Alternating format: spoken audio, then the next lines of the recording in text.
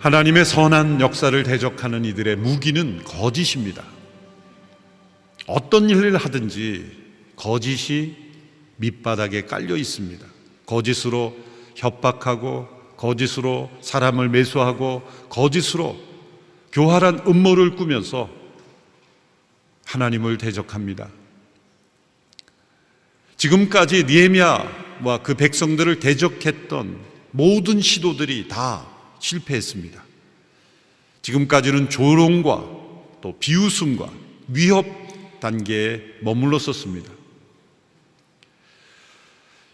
느헤미야와 유다 백성들은 이러한 상황에서 더욱 하나 되었고 더 힘을 다해서 경계하며 싸울 준비를 하며 성벽 재건 공사에 힘쓰므로 말미암아 이제 성문 문짝만 달면 되는 정도에까지 이르렀습니다. 거의 막바지에 이르게 된 것입니다. 이제 대적들은 전략을 바꾸어서 유다 백성 전체를 향한 공격이 아니라 느헤미야 개인을 향한 공격으로 초점을 맞춥니다. 영향력이 있는 지도자 한 사람이 무너지면 그 백성 전체가 무너지는 것 같은 효과를 볼 수 있기 때문이죠.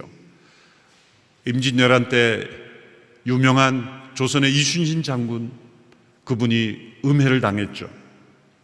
도요토미 히데요시가 보낸 이중 첩자에 의해서 엄청난 그러한 그 거짓 소문에 의해서 수군 통제사에 의해서 쫓겨난 적이 있지 않습니까? 그 후임으로 된 사람에 의해서 엄청난 패배를 겪었던 조선의 역사가 있습니다. 이처럼 악한 이들은 끊임없는 교활한 음모, 거짓을 이용해서 지도자를 무너뜨리려고 합니다. 대적들은 포기하지 않습니다. 만일 성벽 재건 공사만 중지시키는 것이 목적이라면 이제 그들은 더 이상 할 일이 없었습니다. 그러나 이들이 포기하지 않는 것은 단순한 성벽 재건 공사를 가로막는 것이 그들의 목적이 아니었기 때문입니다. 하나님의 백성들의 공동체를 무너뜨리고 더 나아가 하나님께 먹칠을 하는 것, 하나님의 이름을 욕되게 하는 것, 하나님 그분을 대적하는 것이 이들의 목적이었기 때문에 이들은 포기하지 않았던 것입니다. 이 악한 대적들은 느헤미야를 세 가지 악한 음모로 공격을 합니다. 이 모든 것에 거짓이 숨어 있습니다. 첫 번째는 평화를 가장하여 느헤미야를 해치려 한 것입니다. 오늘 보면 1절 2절의 말씀을 보십시오. 제가 읽겠습니다. 내가 성벽을 다시 건축해 허물어진 부분들을 남김없이 다 메웠다는 것을 산발락과 도비아와 아라비아 사람 게셈과 그 나머지 원수들이 들었습니다. 그러나 그때까지도 나는 아직 성문에 문짝을 달지 못했습니다. 그때 산발락과 게셈이 내게 이런 전가를 보냈습니다. 오시오, 우리가 오노 평지의 한 마을에서 만납시다. 그러나 사실은 나를 해치려는 수작이었습니다. 산발락과 게셈은 느헤미야에게 평화회담을 제의했습니다. 왕궁을 눈앞에 두고 있었을 때이기 때문에 백성들의 마음이 들뜨기 쉬웠던 때입니다. 바로 이때는 분별력을 잃어버리기 쉽습니다. 완성이 눈앞에 있을 때, 성공이 바로 눈앞에 있을 때 사람들은 방심하기 쉬운 것이죠. 사단은 바로 이러한 때를 이용하여 평화를 가장한 암살 계획을 세웠던 것입니다. 역사적으로 평화를 이용하는 거짓된 무리들이 많았습니다. 한국 사회에서 출현한 이단 사이비들이 공통적으로 사용해온 단어가 평화입니다. 어느 이단 사이비 단체는 평화로 세계의 모든 종교를 통일할 수 있고 정치도 다 통일할 수 있다라고 주장을 합니다. 그들이 행하는 행사에는 언제나 평화라는 단어가 사라지지 않습니다. 그러나 그들의 이면에 있는 거짓, 그 거짓 이면에 있는 악은 절대로 평화를 만들어 올 수 없습니다.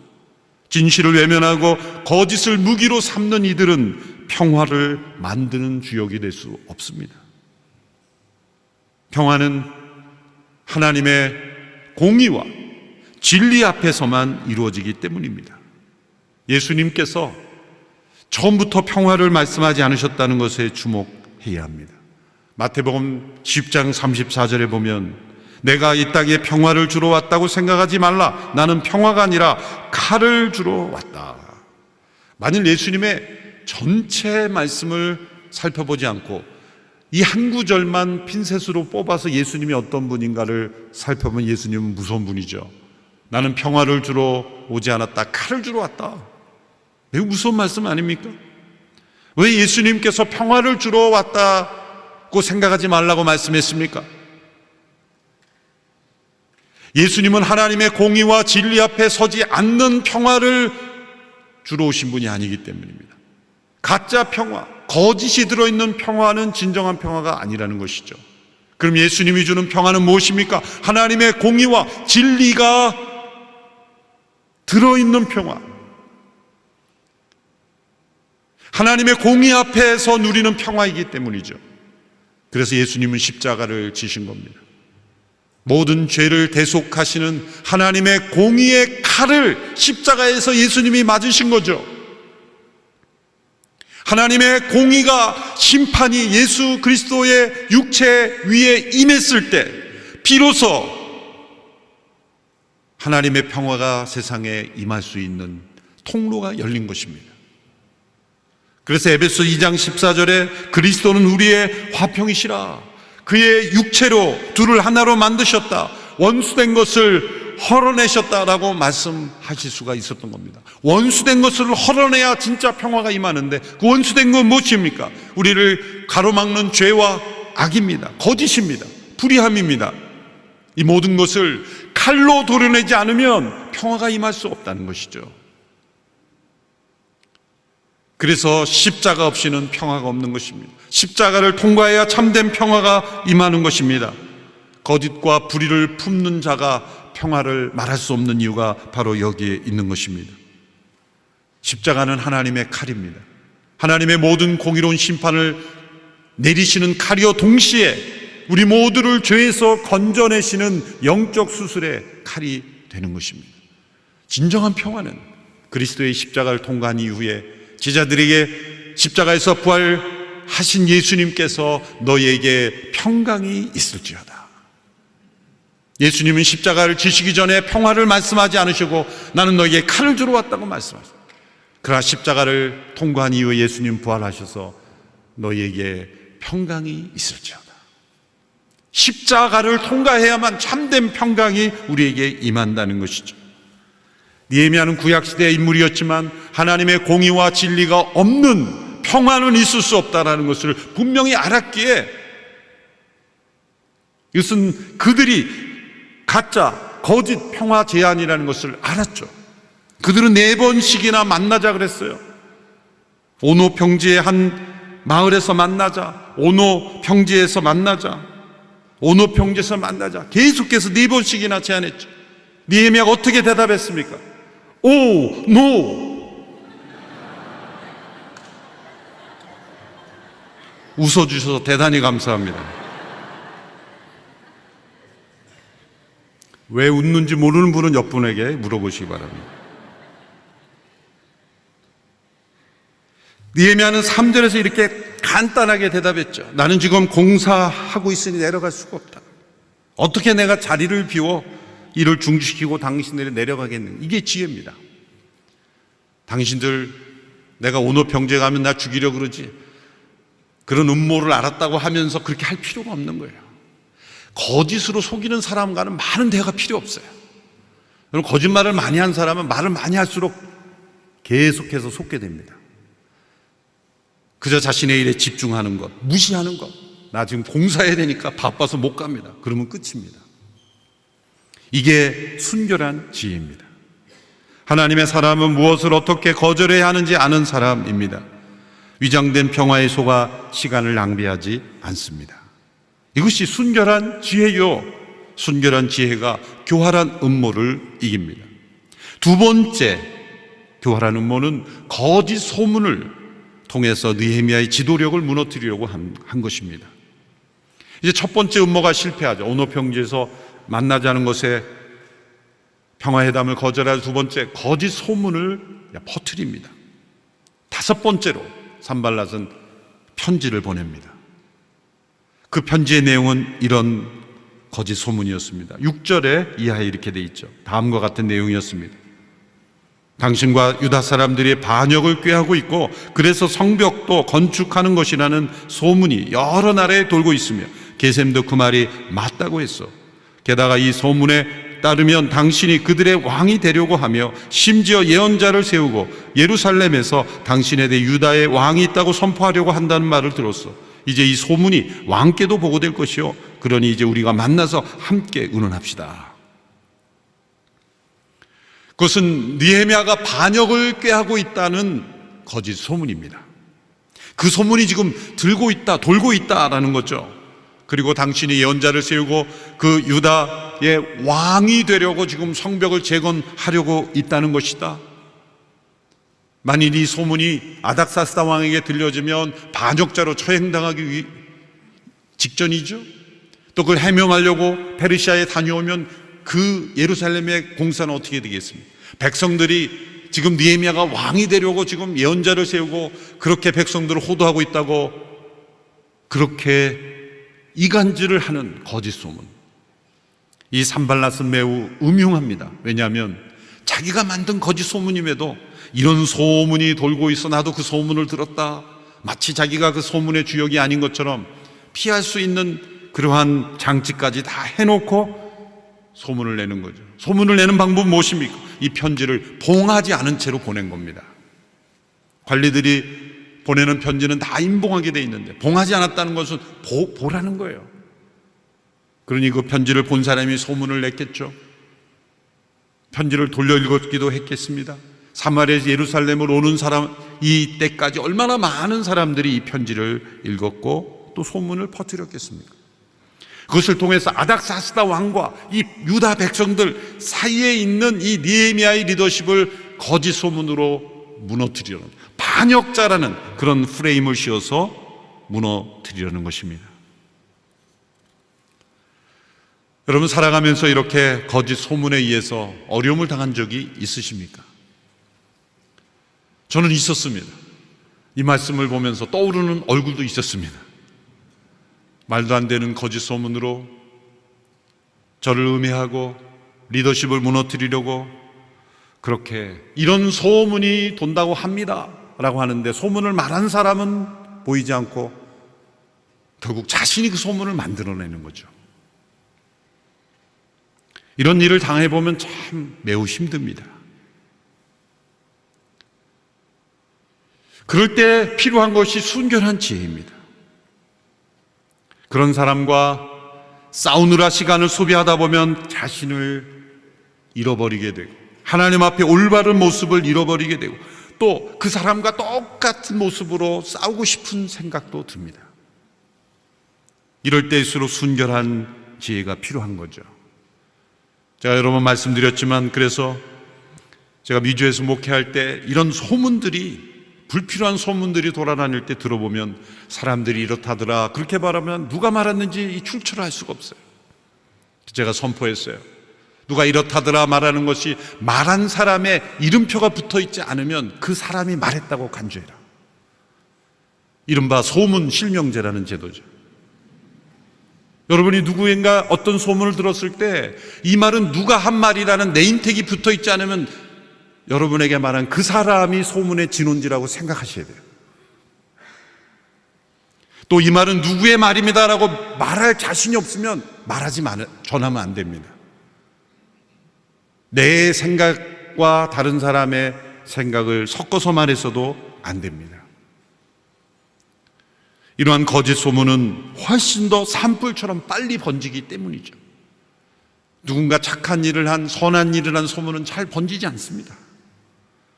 그러나 악한 소문은, 또 거짓된 소문은 산불처럼 훨씬 더 빨리 번지기 때문입니다. 느헤미야는 이런 상황에서도 순결한 지혜로 대응했습니다. 먼저 거짓이라는 것은 단호하게 밝혔어요. 그러나 거기에 매달리지 않았어요. 그것을 해명하느라고 시간을 낭비하지 않았어요. 오히려 하나님께 의지하고 기도함으로 이 상황을 헤쳐나갔죠. 8절 9절을 보십시오. 나는 그에게 이런 화답을 보냈습니다. 당신이 한 말은 모두 거짓이요 당신이 꾸며낸 것일 뿐 실제로 그런 일은 없어. 그들은 우리에게 겁주려 했습니다. 그렇게 하면 우리가 낙심의 공사를 끝내지 못할 것이라고 생각한 것입니다. 그러나 하나님이여, 이제 제 손을 강하게 하소서. 우리를 얽매이는 거짓 소문이 일어날 때 해명은 간단할수록 좋습니다. 그리고 기도는 더욱 깊이 하는 것이 좋습니다. 해명을 하느라 시간을 낭비하다 보면 우리 자신의 평정 그리고 판단을 잃어버릴 위험이 많습니다. 이 느헤미야의 태도가 순결한 지혜예요. 이 순결한 지혜가 교활한 음모를 이깁니다. 세 번째 교활한 음모는 두려움을 이용해서 하나님의 율법을 범하게 만드는 것이었습니다. 거짓된 무리들은 반드시 동조자를 찾는데 매수를 통해 동조자를 확보합니다. 거짓된 일에 기쁨으로 헌신하여 자발적으로 참여할 일은 없습니다. 그래서 반드시 매수를 하는 것입니다. 이제 느헤미야를 넘어뜨리는 세 번째 음모는 느헤미야와 가장 가까운 한 사람을 매수하여 느헤미야에게 두려움을 주어서, 거짓말로 두려움을 주어서 그가 하나님의 율법을 어기게 만드는 겁니다. 그 내용이 바로 6장 10절에 나와 있습니다. 어느 날 무헤다벨의 손자이며 들라의 아들 스마야가 두문불출함으로 내가 그 집에 갔더니 그가 말했습니다. 사람들이 당신을 죽이러 올 것이니 우리가 성전 안 하나님의 집에서 만나 성전문을 닫읍시다. 그들이 밤에 당신을 죽이러 올 것입니다. 이 스마야라는 사람이 나옵니다. 이 스마야는 느헤미야와 아주 가까웠던 사람이었던 것 같습니다. 왜냐하면 이 사람이 두문불출함으로 호기심을 유발하기 위해서 여러 날 동안 나오지 않으니까 느헤미야가 궁금하죠. 오늘날처럼 핸드폰이 있었으면 바로 전화했을 텐데 소식이 없으니 집에 찾아간 겁니다. 그러니까 느헤미야가 집에 찾아갈 정도이니 아주 가까웠던 사람이라는 걸 알 수가 있습니다. 당시 예루살렘이 오늘날처럼 서울시처럼 큰 도시가 아니니까 얼마든지 찾아갈 수가 있는 거죠. 그때 마치 자신이 놀라운 계시를 받은 것처럼, 하나님으로부터 어떤 특별한 계시를 받은 것처럼 이렇게 말한 겁니다. 이제 대적들이 당신을 죽이러 올 텐데 당신이 살 수 있는 유일한 길은 하나님의 성전 안에 들어가 우리가 함께 숨읍시다. 내가 당신 곁에 있겠습니다. 마치 느헤미야를 위하는 것처럼 그렇게 거짓말을 한 것입니다. 모든 것이 매수당한 것입니다. 그러나 성소에 들어가는 것은 어떠한 이유든지 하나님의 율법을 어기는 것이었습니다. 만일 이때 느헤미야가 이 말을 믿어서 두려움에 빠졌더라면 잠시 그럴까? 그리고 스마야와 함께 하나님의 성전에 들어갔더라면 그는 하나님의 율법을 어기는 것이며 영적 권위가 떨어질 뿐만 아니라 하나님의 진노를 맞을 수도 있고 또 그 안에서 어떠한 일이 일어날지 모르는 것이죠. 그런데 느헤미야가 이런 음모에 어떻게 넘어가지 않을 수 있었습니까? 분별력이 생긴 거죠. 근데 그 분별력이 생긴 시점이 어딘가를 12절에 이렇게 설명하고 있습니다. 11절, 12절, 13절 우리 같이 읽어볼까요? 시작. 그러나 내가 말했습니다. 나 같은 사람이 도망가야 되겠소? 나 같은 사람이 성전 안으로 들어가 목숨이나 구하겠소? 나는 가지 않겠소. 그 순간 나는 하나님이 그를 보내지 않았다는 것을 알았습니다. 도비야와 산발랏이 그를 매수해 그가 나에 대해 이런 예언을 했습니다. 그들이 나를 협박하려고 그를 매수해 내가 두려움에 휩싸인 나머지 그렇게 하다가 죄를 짓게 하며 오명을 쓰게 해 결국 나를 비방하려는 것이었습니다. 12절에 보면 그 순간 나는 하나님이 그를 보내지 않았다는 걸 알았습니다. 그러니까 처음에는 스마야가 가까운 관계였기 때문에 나를 위해 주는 것으로 이렇게 생각할 수 있었다는 거죠. 그런데 언제 알았습니까? 하나님의 말씀을 기준으로 판단했을 때 이 사람이 매수당했구나, 이 사람이 하나님이 보낸 사람이 아니라는 것을 그때 알았다는 거죠. 우리에게 영적 분별력이 임하는 때를 말씀하고 있는 것입니다. 우리가 참과 거짓을 알 수 없고 이것이 옳은 것인지 옳지 않은 것인지 내가 해야 되는지 하지 않아야 되는지 어떻게 할 수 있습니까? 하나님의 말씀 앞에 서서 그 말씀을 따르기로 결정하면 놀랍게도 분별력이 열린다는 겁니다. 그 순간 나는 하나님이 그를 보내지 않았다는 것을 알았습니다. 어떤 순종의 태도입니까? 나 같은 사람이 도망가야 되겠소? 나 같은 사람이 생명을 살리려고 하나님의 성전에 들어가 곧 율법을 어기면서까지 살겠다고 하는 것이 마땅하겠소?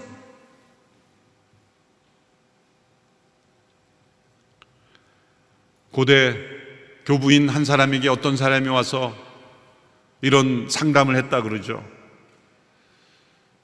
세상이 너무 악해서 내가 이런 불법적인 타협을 하지 않고는 살 수가 없습니다. 어찌합니까? 나도 살아야 되겠는데 어쩔 수 없지 않습니까? 그럴 때 그분이 이렇게 대답했대. 꼭 살아야 되겠어? 하나님의 말씀을 헌신짝처럼 버리면서까지 그렇게 살아야 하겠소? 여러분, 우리의 생명은 소중한 것이죠. 그런데 하나님의 말씀을 지키는 그 믿음이 나의 생명보다 더 중요하다고 여겼던 느헤미야였기 때문에 이 거짓된 눈물을 헤쳐나올 수 있었던 거예요. 그것이 가장 안전한 삶이라는 거죠. 하나님의 말씀을 범하지 않겠다는 이 담대한 믿음의 용기가 분별력을 가져다 주었다는 겁니다. 이 세상의 간교한 원수들과 싸워 이기려면 이러한 순결한 지혜가 요구됩니다. 우리가 하나님의 말씀을 지킨다고 할 때 그 하나님의 말씀을 지키려고 하는 것이 곧 하나님의 말씀이 나를 지켜주시는 것, 하나님의 보호하심 가운데 들어간다는 것을 깨닫는 것이 순결한 지혜입니다. 그러므로 아무리 이득이 되는 것처럼 보일지라도 하나님의 말씀에 벗어나는 일은 하려고 하지 않고, 또 아무리 손해보는 것이라 할지라도 하나님의 말씀이라면 지키는 것이 곧 순결한 지혜요, 우리가 세상의 악한 음모에 넘어가지 않는 것입니다. 이런 순결한 지혜가 없었기에 망한 사람들이 구약 역사에 많이 나오죠. 우시야 왕은 강성하였을 때 교만해져서 자신이 분향단에 분향하러 들어갔잖아요. 내가 왕인데, 이런 막강한 왕이 그런 내가 능력을 가졌는데 분향단에 내 마음대로 못해? 이 왕으로서의, 제가 예전에 말씀드린 영역 주권을 뛰어넘을 때 하나님은 그를 내버려 두지 않으십니다. 사울왕은 블레셋과 싸울 때 백성들이 두려워 흩어지니까 사무엘을 기다리지 못하고 자신이 마치 제사장인 것처럼 그렇게 제사를 집행하였을 때 하나님께 버림받았죠. 하나님께서 왕이나 제사장 그리고 선지자 여러 직임을 둔 것은, 어느 한 사람에게 모든 권력을 다 주시지 않은 것은 하나님의 주권을 인정하도록 한 것입니다. 느헤미야가 하나님의 말씀 앞에 서서 그 말씀을 지키려고 했을 때 하나님은 그를 보호해 주시고, 바로 그때 영의 눈이 열려서 가장 가까운 사람을 통해 오는 이 거짓 음모를 분별할 수 있었다는 거죠.